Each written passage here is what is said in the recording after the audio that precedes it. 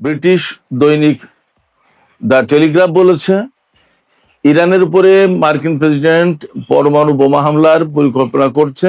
এই বিষয়টি নিয়ে গত এপ্রিল মাস থেকে মার্কিন প্রশাসন চিন্তা ভাবনা করে আসছে, তবে এখনো চূড়ান্ত সিদ্ধান্তে পৌঁছায়নি। টেলিগ্রাফ এমনই দাবি করছে। আমরা গত রাতেই রাশিয়ার কোনো কোনো গণমাধ্যমে খবর দেখেছি, আর আমি তো গত কাল দুপুর থেকেই বলছি, অর্থাৎ 17ই আগস্ট থেকে আমি পরমাণু বোমা হামলার বিষয়টি এনেছি। আন্তর্জাতিক সব গণমাধ্যমে এই বিষয়ে খবর আসছে। তার মানে ব্যাপারটা ভেতরে ভেতরে খুবই কংক্রিট একটা খবর।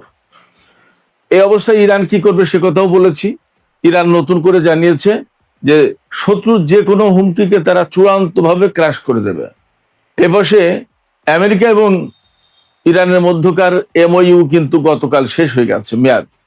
সেক্ষেত্রে হরমুজ প্রণালীকে কেন্দ্র করে সংঘাতের নতুন অধ্যায় শুরু হতে যাচ্ছে বলে মনে করা হচ্ছে। ইরানের পক্ষ থেকে একদম সুস্পষ্ট ঘোষণা দেওয়া হয়েছে। আমেরিকাকে কয়েক সপ্তাহ সময় দেওয়া হয়েছে বা কিছুদিন সময় দেওয়া হয়েছে। এর ভেতরে যদি তারা হরমুজ প্রণালী থেকে ব্লকেট তুলে না নেয় এবং তারা যদি ইসলামাবাদ সমঝোতা যেটা হয়েছিল সেই সমঝোতায় ফিরে না আসে, অর্থাৎ কূটনীতি যদি ব্যর্থ হয়, তাহলে তারা সামরিক উপায়ে হরমুজ প্রণালীতে মার্কিন ব্লকেট ভেঙে দেবে। এই জায়গা থেকে একেবারেই মনে করার কারণ আছে যে আমেরিকা এবং ইরানের মধ্যে সংঘাতের নতুন পর্যায় শুরু হতে যাচ্ছে। এদিকে হরমুজ প্রণালীতে গত রাতেও একটি তেলবাহী জাহাজে হামলা হয়েছে। হরমুজ প্রণালীর এই পরিস্থিতি আর ইসলামাবাদ সমঝোতার মেয়াদ শেষ হয়ে যাওয়ার পর আন্তর্জাতিক বাজারে মারাত্মক রকমের অনিশ্চয়তা দেখা দিয়েছে এবং এ কারণে তেলের দাম বাড়ছে। গতকালকে আমরা $89 কথা বলেছিলাম, আজকে দেখা যাচ্ছে যে সেটা $91 ছাড়িয়ে গেছে প্রতি ব্যারেল তেলের দাম।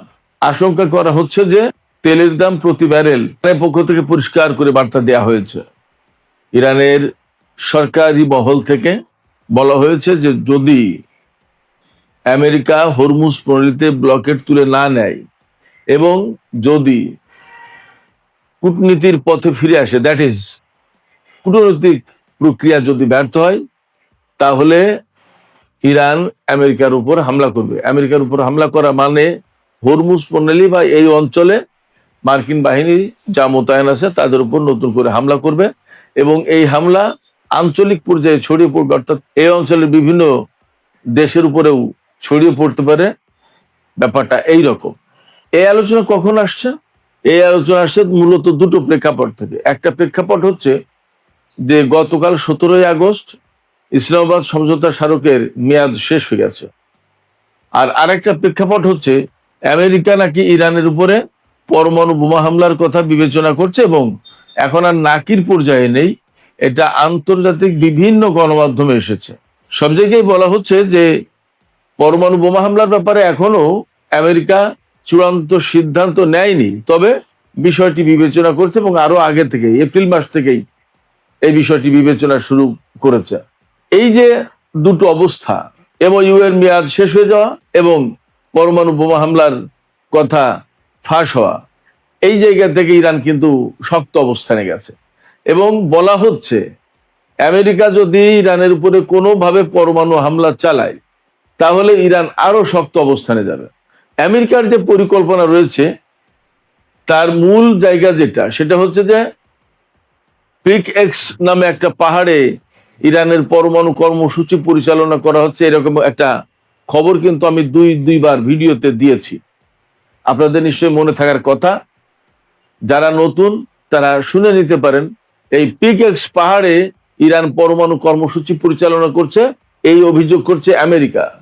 আমেরিকা ধারণা করছে যে তাদের বাংকার বাস্টার বোমা দিয়ে ইরানের পরমাণু কর্মসূচি ধ্বংস করা যায়নি এবং যাবেও না।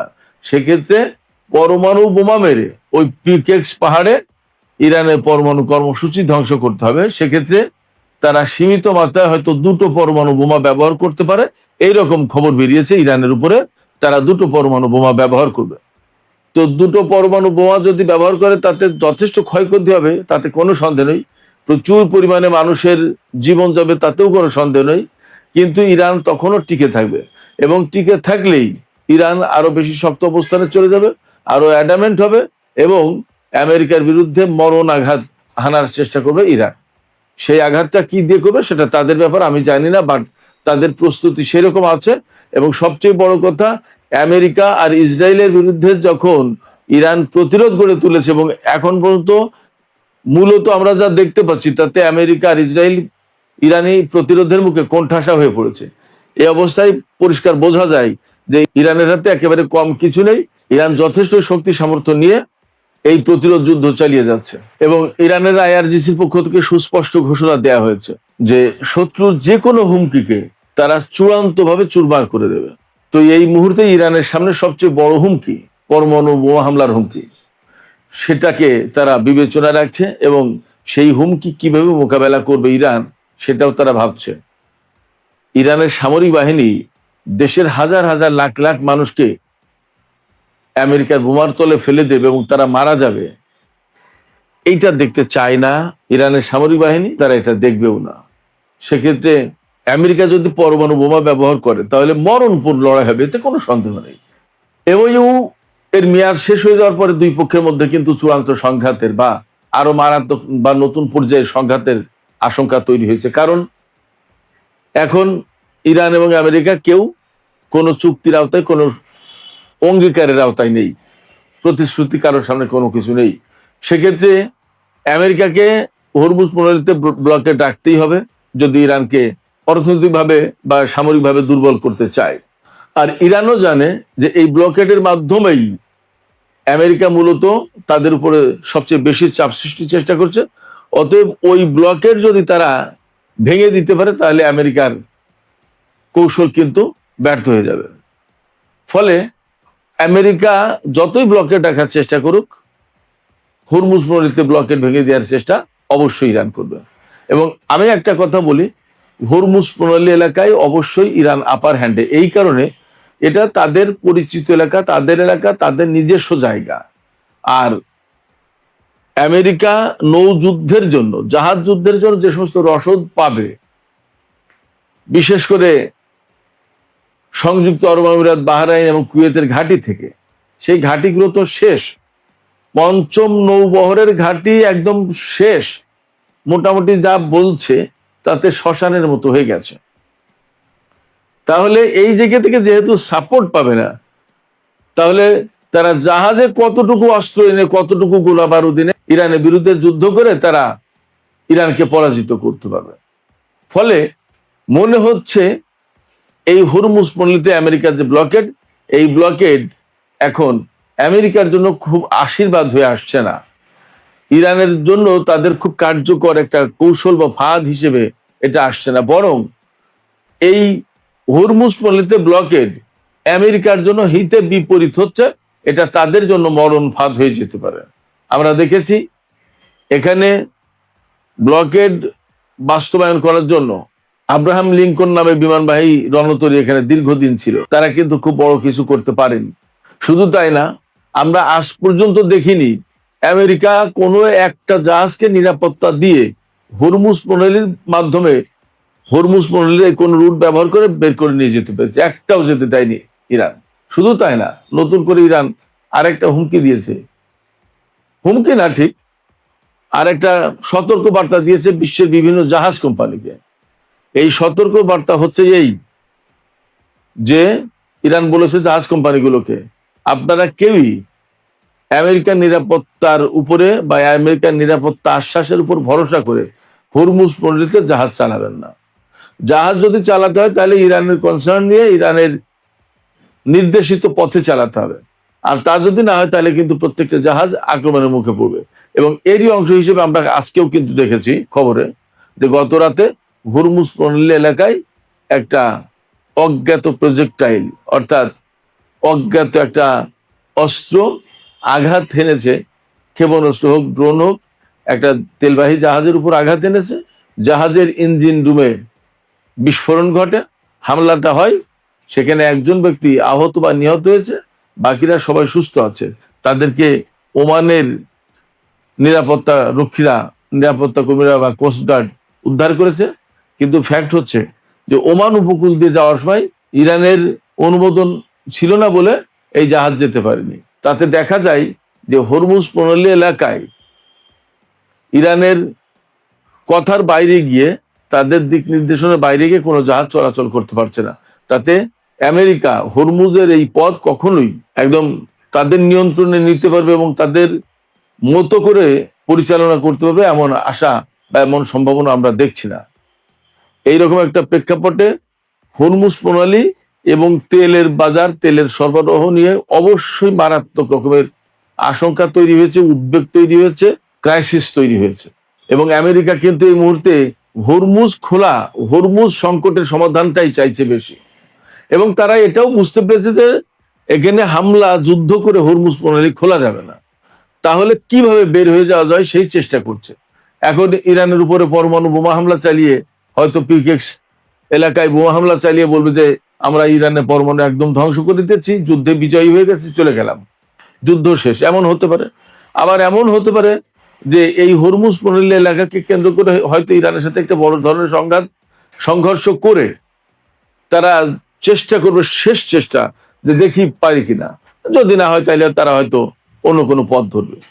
তবে কোনোটাই তাদের জন্য স্বস্তির খবর নেই, কোনোটাই তেলের বাজারের জন্য আপাতত স্বস্তির খবর নেই। তেলের বাজারে কিন্তু আগুন লেগেছে।